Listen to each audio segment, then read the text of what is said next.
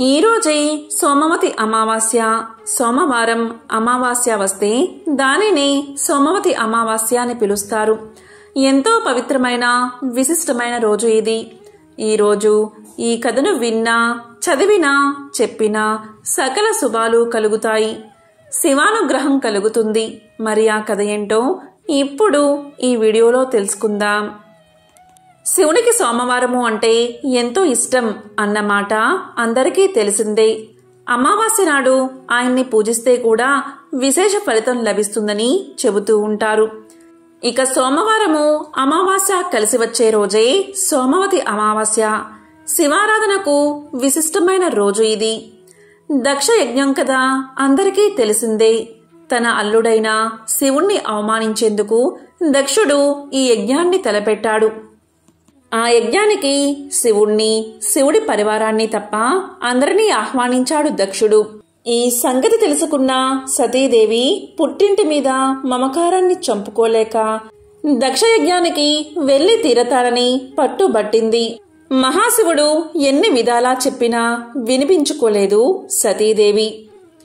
అంగీకరించక తప్పలేదు శివుడికి. సరే వెళ్ళు అన్నాడతను. సతీదేవి ఒంటరిగా బయలుదేరింది. ఆమె అలా ఒంటరిగా బయలుదేరడం ప్రమదులకి ఆందోళన కలిగించింది. ఇంతమంది ఉన్నా ఎవరూ లేని దానిలా సతీదేవి ఒంటరిగా పుట్టింటికి పయనమవడం బాధ కలిగించింది వారికి. కాలినడకన వెళ్తున్న సతీదేవిని చూసి కళ్ళు చెమర్చుకున్నారు ప్రమదగణాలు. తప్పు, ఇది భావ్యం కాదనుకున్నారు కూడబలుక్కుని వారంతా. కానుకలు, వాహనాలు, వాయిద్యాలు సమకూర్చుకున్నారు. ఈలోపు సతీదేవిని చక్కగా అలంకరించారు. నంది వాహనంపై కూర్చోబెట్టారు. పదమ్మ అంటూ ఆమె వెంట తరలి వెళ్లారు. అంతా దక్షుని యజ్ఞవాటికకు చేరుకున్నారు. యజ్ఞం మహావైభవంగా జరుగుతోందక్కడ. సమస్త దేవతలు, మునులు కొలువుదీరి ఉన్నారు. అంతటా వేదఘోష వినవస్తుంది. చూసి పొంగిపోయింది సతీదేవి. యజ్ఞశాలలోకి ప్రవేశించింది. సతీదేవిని ఒక్కరూ కూడా వచ్చావా తల్లి అంటూ పలకరించలేదు. పలకరిస్తే ప్రమాదం అన్నట్లుగా ఊరుకున్నారంతా. దక్షుడు అస్సలు పట్టించుకోలేదు.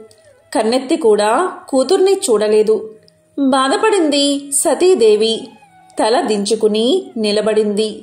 అంత దూరం నుండి తల్లి గమనించింది.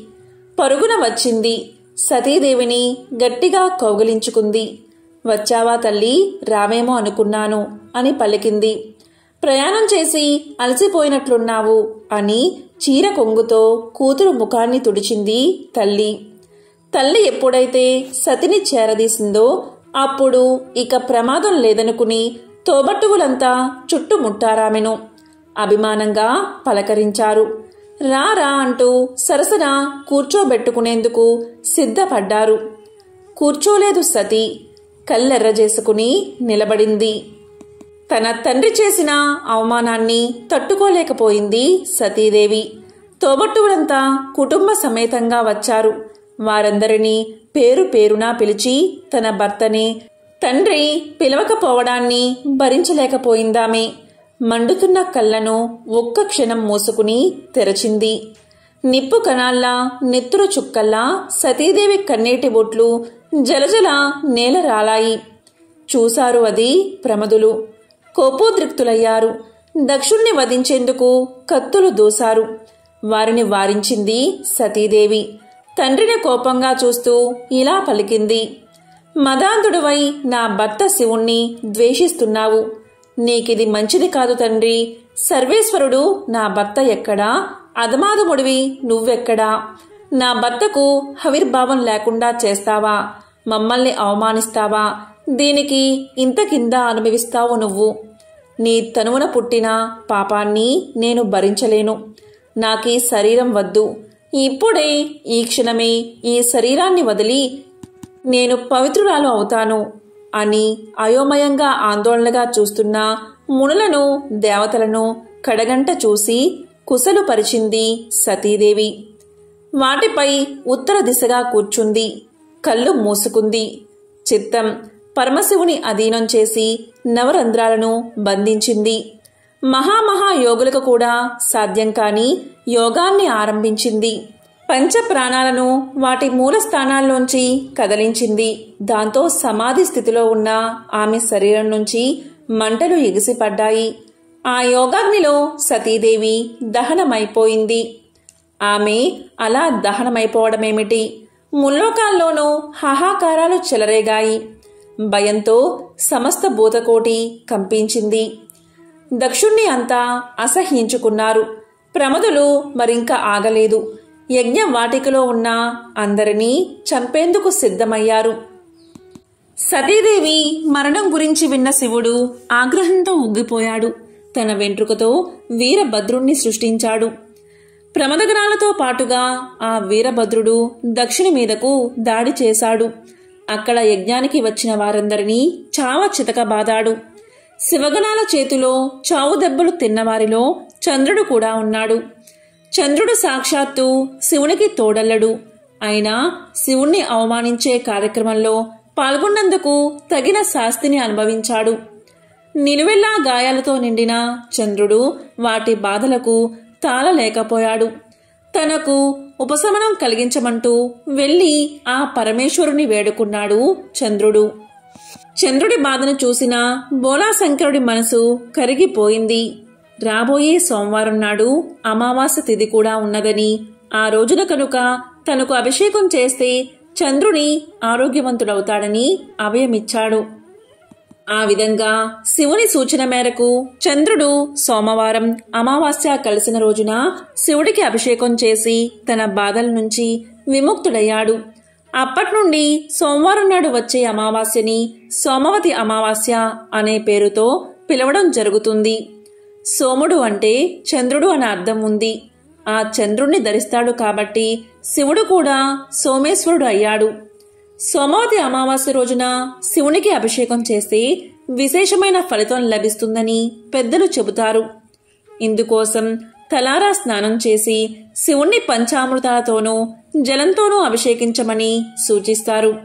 ఇలా అభిషేకించిన శివుణ్ణి బిల్వ పత్రాలతో పూజించి శివ స్తోత్రాలతో కొలిస్తే సంపూర్ణ ఆయురారోగ్యాలు సిరి సంపదలు లభిస్తాయని నమ్మకం. ఈ సోమవతి అమావాస్య రోజు శివ పంచాక్షరి మంత్రం అంటే ఓం నమఃశివాయ అనే మంత్రంతో గడిపితే ఎన్నో విశేషమైన పుణ్య ఫలితాలు కలుగుతాయి. సోమవతి అమావాస్యకు సంబంధించిన ఒక విశిష్టమైన కథను ఇప్పుడు తెలుసుకుందాం. ఒకసారి అంపశయ్య మీద పడుకున్న భీష్మ పితామహుడికి ధర్మరాజు నమస్కారం చేసి ఇలా అడుగుతాడు. పితామహ, వ్రతాలలో గొప్పదైన వ్రతమేది, దాన్ని గురించి వివరించండి అని అడుగుతాడు. అప్పుడు భీష్ముడు, ధర్మరాజా, అమావాస్య సోమవారంతో కూడిన రోజు సోమవతి అమావాస్య ఎంతో పవిత్రమైనది. ఈ వ్రతం అన్నిటికంటే గొప్పది కాబట్టి ఆ వ్రతం గురించిన ఒక అద్భుతమైన కథను నీకు తెలియచేస్తాను. శ్రద్ధగా విను అంటూ భీష్ముడు ఇలా చెప్పడం మొదలుపెట్టాడు.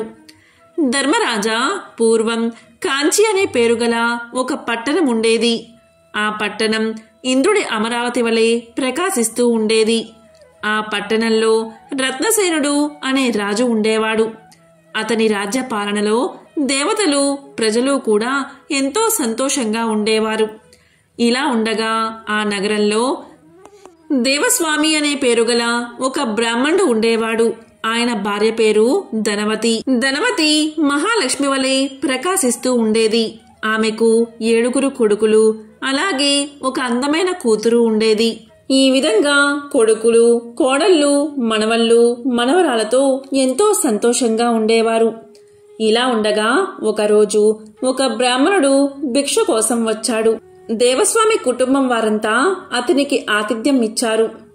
భోజనం ముగిశాక అతను వెళ్లే ముందు దేవస్వామి యొక్క 7 కోడళ్లను సుమంగళిగా ఉండమని దీవించి దేవస్వామి యొక్క కూతురుని నిండు నూరేళ్లు జీవించు అని దీవించాడు.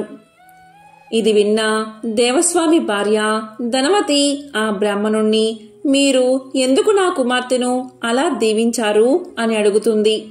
అప్పుడు ఆ బ్రాహ్మణుడు ఇలా సమాధానం చెప్తాడు. ఓ ధనవతి, నీ కుమార్తె గురించి చెప్తాను విను. నీ కుమార్తె వివాహ సమయంలో సప్తపది మధ్య ఆమె భర్త చనిపోతాడు. ఆమెకు వైధవ్యం ప్రాప్తిస్తుంది. అందుకే నేను ఇలా దీవించాను అని సమాధానం చెప్తాడు. దానికి తల్లి ధనవతి ఎంతో బాధపడి అతనికి నమస్కారం చేసి దీన్ని పోగొట్టుకునే ఉపాయం చెప్పమని ప్రాధేయపడుతుంది. దానికి బ్రాహ్మణుడు ఇలా చెప్తాడు. ఓ ధనవతి, ఈమె వివాహ సమయంలో సోమ అనే ఆమె వచ్చి ఈమె వైధవ్యాన్ని పోగొడుతుందని సమాధానం చెప్తాడు. దానికి ధనవతి, ఓ బ్రాహ్మణ శ్రేష్ఠ, ఈ సోమ అనే ఆమె ఎవరు, ఎక్కడ ఉంటుంది అని అడుగుతుంది. దానికి బ్రాహ్మణుడు ఇలా చెప్తాడు. సోమ అనే ఆమె సింహళ దేశంలో ఒక చాకలి స్త్రీ. ఆమె మీ ఇంటికి వస్తే మీ కూతురు యొక్క వైధవ్యం తొలగిపోతుందని చెప్పి ఆ బ్రాహ్మణుడు వెళ్ళిపోతాడు. ఇక ధనవతి తన కొడుకుల్ని పిలిచి జరిగిందంతా చెప్తుంది. కుమారులారా, మీ చెల్లెలికి వివాహం మధ్యలో వైధవ్యం ప్రార్థిస్తుంది. కాబట్టి సింహళ దేశంలో ఉన్న సోమ అనే చాకలి స్త్రీని ఇక్కడికి తీసుకువస్తే మీ చెల్లెలి యొక్క వైధవ్యం తొలగిపోతుంది. కాబట్టి మీరు సింహళ దేశం వెళ్ళండి అని చెప్తుంది. దానికి కొడుకులు ఇలా అంటారు. ఓ తల్లిదండ్రులారా, కుమార్తె యందు ఉన్న ప్రేమతో 7 సముద్రాల అవతల ఉన్న సింహళ దేశానికి మమ్మల్ని పొమ్మంటున్నారు. సోమ అనే స్త్రీ సింహళ దేశంలో అంటే సముద్రం యొక్క మధ్యలో ఉంది. అది దాటడం చాలా కష్టం కనుక మేము పోలేము అని పలుకుతారు. దానికి తండ్రి, దేవస్వామి, మీరు పోకుంటే నేనే వెళ్తాను అంటాడు. అది విన్న చిన్న కొడుకు అయిన శివస్వామి తండ్రితో, ఓ తండ్రి, మీరు ఇలా పలకడం మంచిది కాదు. చెల్లికి తోడుగా నేనే వెళ్తాను అని సోదరుని తీసుకుని ప్రయాణమవుతాడు. కొన్ని రోజులకు సముద్ర తీరం చేరి అక్కడ విశాలమైన ఒక మర్రి చెట్టు నీడన కూర్చుని ఉంటారు వారిద్దరూ. వారిద్దరికి ఎంతో ఆకలిగా ఉంటుంది. సముద్రం ఎలా దాటాలా అని ఆలోచిస్తూ ఉంటారు. ఇది ఇలా ఉండగా ఆ చెట్టు వద్ద ఉన్న ఒక పెద్ద పక్షి మెత్తని మాంసాన్ని తెచ్చి తన పిల్లలకి పెట్టి పిల్లల్ని పోషిస్తూ కాపాడుకుంటూ ఉంటుంది. ఈ విధంగా పిల్లలకి ఆహారాన్ని తెచ్చే క్రమంలో ఆ పక్షి ఆహారం కోసం బయటకు వెళ్తుంది. అదే సమయంలో పక్షి లేని సమయంలో ఆ పిల్లలను తినడానికి ఒక పెద్ద పాము చెట్టు ఎక్కుతూ ఉంటుంది. ఇది గమనించిన శివస్వామి వెంటనే ఆ పామును ఒక పెద్ద కర్రతో కొట్టి చంపేస్తాడు. ఇది జరిగాక ఆ పక్షి మాంసాన్ని తెచ్చి పిల్లలకు పెట్టగా పిల్లలు అవి ముట్టుకోలేదు. వెంటనే గెద్ద చూసి ఎందుకు తినలేదు అని పిల్లల్ని అడగగా జరిగిందంతా పిల్లలు తెలియజేస్తాయి. వెంటనే ఆ పక్షిరాజు వారిద్దరి దగ్గరికి వచ్చి, మీరు చేసిన దానికి నేను ఎంతో కృతజ్ఞుణ్ణి. మీ కోరిక ఏమిటి అని అడుగుతుంది.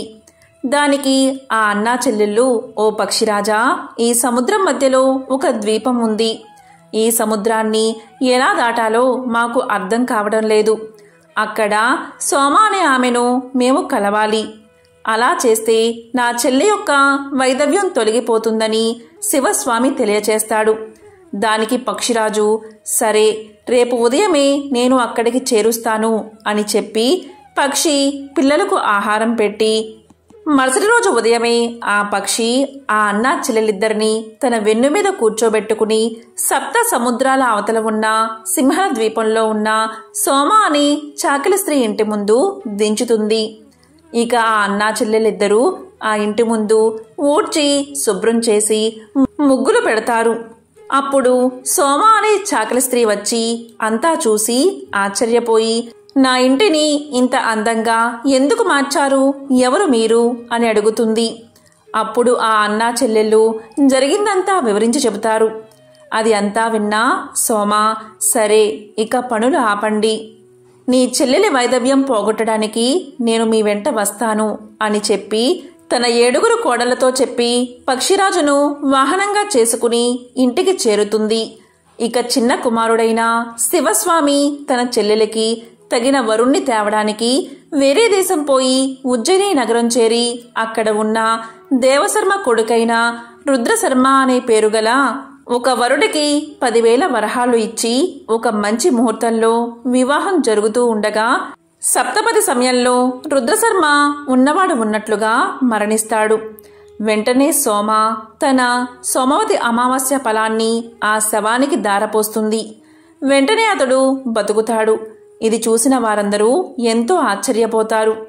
కానీ తన నోము ఫలాన్ని దారపోయడంతో ఇంటి వద్ద ఉన్న సోమ అనే స్త్రీ యొక్క 7 కొడుకులు మరణిస్తారు. ఈ సంగతి కనిపెట్టిన సోమ అందరి వద్ద సెలవు తీసుకుని ఇంటికి ప్రయాణమవుతుంది. వెళ్లే దారిలో కనిపించిన రావి చెట్టును చూసి 108 ప్రదక్షిణాలు చేస్తుంది. ఇక్కడ ఇలా చేయగానే ఇంటి దగ్గర మృతి చెందిన ఆమె కుమారులు నిద్ర నుండి లేచినట్లుగా లేచి నిలబడ్డారు. చాకలి స్త్రీ సోమ ఇంటికి చేరగా 7 కోడళ్ళు ఆమె చుట్టూ చేరి జరిగిన అద్భుతం గురించి చెప్పి ఇలా ఎందుకు జరిగిందో చెప్పమనగా చాకలి స్త్రీ సోమ సోమవతి అమావాస్య యొక్క వ్రతఫలమని చెప్పి ఆ కోడళ్ల చేత కూడా ఆ వ్రతాన్ని ఆచరింపచేసింది. సోమవారం అమావాస్యతో కూడిన రోజు రావి చెట్టు చుట్టూ ప్రదక్షిణ చేసి చివరిలో ఒక పండును చెట్టు మొదట్లో పెట్టి నమస్కారం చేయాలి అని ధర్మరాజుకు భీష్మ పితామహుడు తెలియచేస్తాడు. ఎంతో విశేషమైన ఈ సోమవతి అమావాస్య రోజు పితృలకు పిండ ప్రదానం చేయడం ఎంతో మంచిది. అలాగే ఈ రోజు వివాహితులు అవివాహితులు రావి చెట్టు చుట్టూ 108 ప్రదక్షిణలు చేయడం వల్ల కోరుకున్న కోరికలు నెరవేరతాయట. ఈరోజు శ్రీ మహాలక్ష్మి సమేత శ్రీమన్నారాయణ్ణి పార్వతీ పరమేశ్వరులను పితృదేవతలను పూజించాలి. మంచి పనులు చేయాలి. మౌనాన్ని పాటించాలి. ఎంతో విశిష్టమైన ఈ సోమవతి అమావాస్య రోజు గంగానది త్రివేణి సంగమం లేదా ఏదైనా పుణ్యనదుల్లో స్నానాన్ని ఆచరిస్తే ఐశ్వర్యం కలుగుతుంది. రోగాలు బాధలు తొలగిపోతాయి. పితృదేవతలు ఉన్నత లోకాలకు వెళ్లడానికి మార్గం ఏర్పడుతుంది. వేద వ్యాస మహర్షి చెప్పిన దాని ప్రకారం సోమవతి అమావాస్య నాడు పేద పిల్లలకు అన్నదానం చేసి పుణ్యనదుల్లో స్నానం ఆచరించిన వారికి 1000 గోవులు దానం చేసిన పుణ్యం లభిస్తుంది. సోమవతి అమావాస్య రోజున పూర్వీకులను స్మరించుకుంటూ నువ్వులను సమర్పించాలి. అదేవిధంగా లేని వారికి వస్త్రాలను దానం చేస్తే కూడా ఎంతో మంచిది. ఎంతో విశేషమైన పవిత్రమైన ఈ రోజు ఈ కథను విన్నా, చదివినా, చెప్పినా, వినిపించినా సకల శుభాలు కలుగుతాయి. ఆ లక్ష్మీనారాయణల అలాగే శివ పార్వతుల అనుగ్రహం తప్పకుండా మీకు కలుగుతుంది. ఓం నమః శివాయ. ఓం నమో నారాయణాయ.